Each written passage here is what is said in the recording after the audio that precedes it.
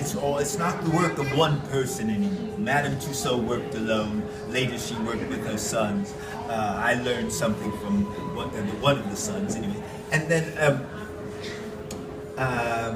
but today we use 20 different artists at Madame Tussauds. Some are painters.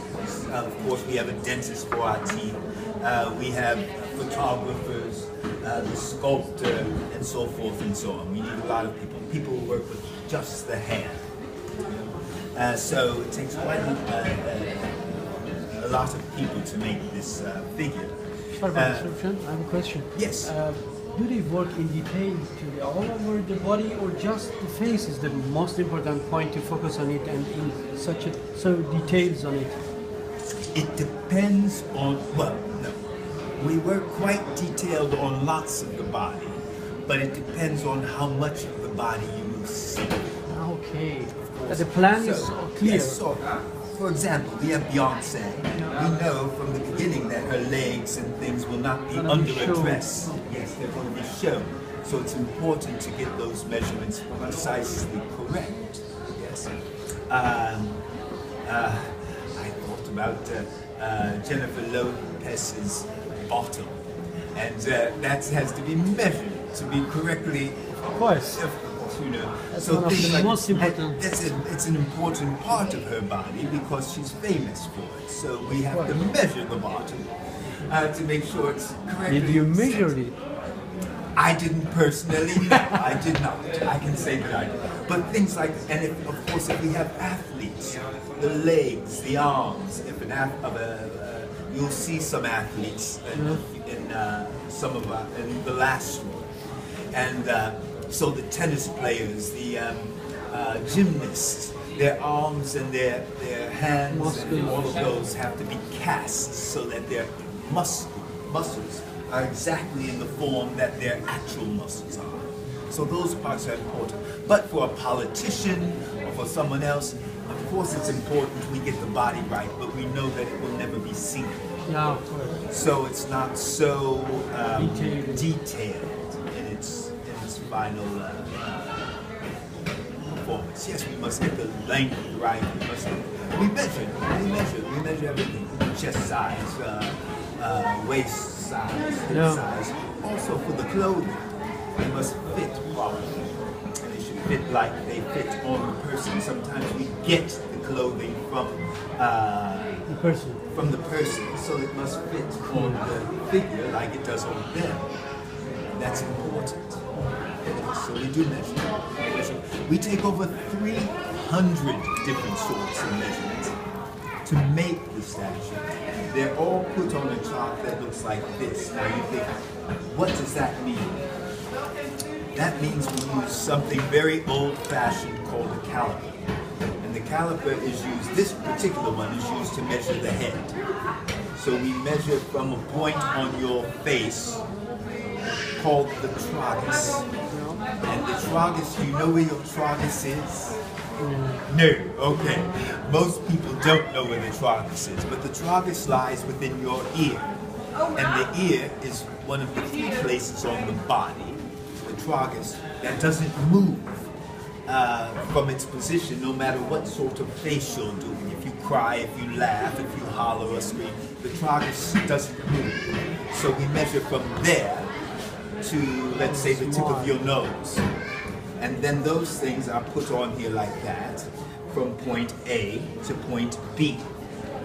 And it's that length, okay. So then we say, that's that length, this is another length from the tragus, and so forth and so on. Yeah. It can be also from the tip of your nose to your chin, or whatever it is. We put them on charts just with lines. And then when the sculptor begins, we have to make two statues. The first one today is made in clay. Do you know what clay is? Yeah, like clay course in tennis course. Yes? Tennis course, like clay. Yes. We use, some tennis courses are made from clay. It's stuff you get out of the earth. It's a material. A lot of sculptors use it to make pottery, or we use it to make lots of things, clay, mostly art. So we make a clay statue, which is this green, sort of green colored stuff there. Yeah. That's clay. And we make the statue out of that. And clay you can mold. So we take all of the measurements. The sculptor will begin and he'll say, okay, I've made a clay statue of you. And it looks just like you, I think. But does it measure like you? Oh, the nose is too wide.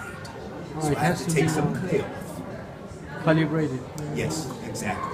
So then when it's precisely measures like the measurements of your own, of the person's face, then with that clay statue, we use it for a mold. In Madame Tussauds' time, she used the real person for the mold. She put plaster on your face, and you sat for 4 hours or 5 hours until it was dry, and then she could take it off and say, okay, I have what I need, which is sort of this. That's what she needed, what's on the inside of that. That becomes filled with wax. But today we cannot ask Angelina Jolie to sit with a mask of plaster on her face. Plaster, do you know plaster is the stuff we use when we break our arms and our bones, and you wrap it up and it's white. Well, that we don't do anymore. We don't ask people to do that. So the way we get around that is by making the clay statue. The clay statue doesn't care how long it sits with the mask on. So we put the plaster on the clay statue, we take it off, and then we have the impression that we need to fill with liquid wax. The liquid wax dries, and what we get is this without any coloring, without anything. That is this. This is a piece of wax, the shape of an ear. This is the ear of Nicolas Cage. But it has nothing to it except it's now needs some cleaning. But this is wax. Just wax. No painting. Yes, please take it. For me, it's the most important piece up here because it explains a lot, actually. That's the way all statues look in the beginning, so we have to paint everyone, yes? Now, when we talk about painting, that is why this head is here, mostly, because we have to change the color from this to something like this, or to even something like this. All these hands are painted hands. These are wax hands, yes? But this is paint. I can't compare it very well because it's time for a new painting. But there are lots of colors actually in this hand.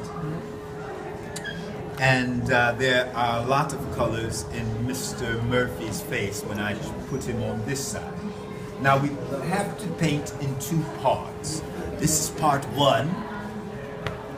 This is what we call the foundation color. So we change it from this to the base color of his skin tone, yes? Because our painters, of which I am one, our job is to not to create an Eddie Murphy. We don't have to paint Eddie Murphy. He's here.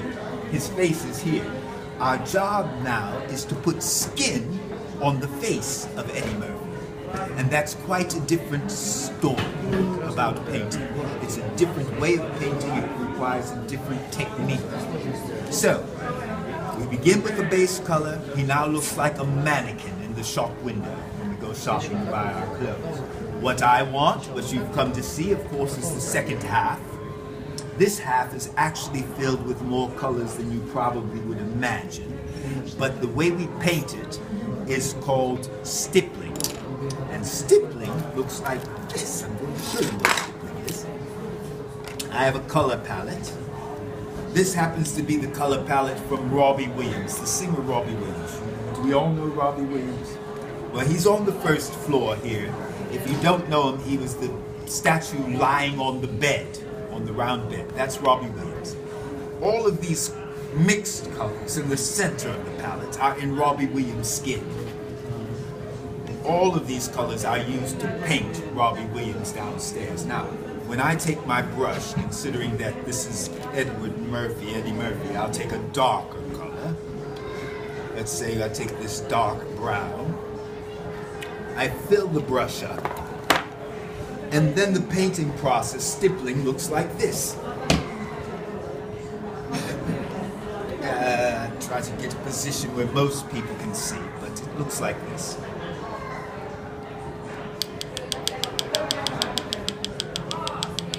1 color, 2 colors,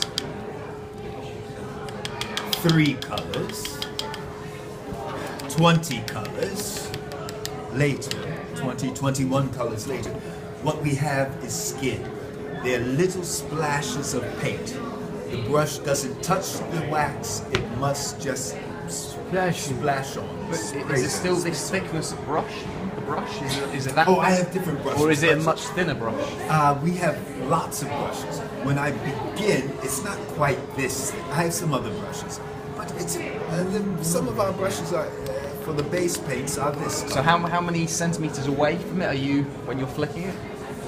Oh, I don't know how many centimeters. I'd say probably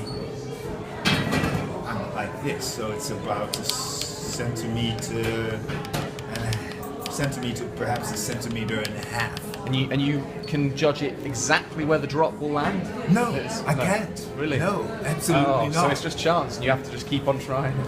Well, what happens is when you look at a face, it's when we create these from photos. Now I have big photos of blown up photos of the faces of people. So within a photograph, let's see if I can show you.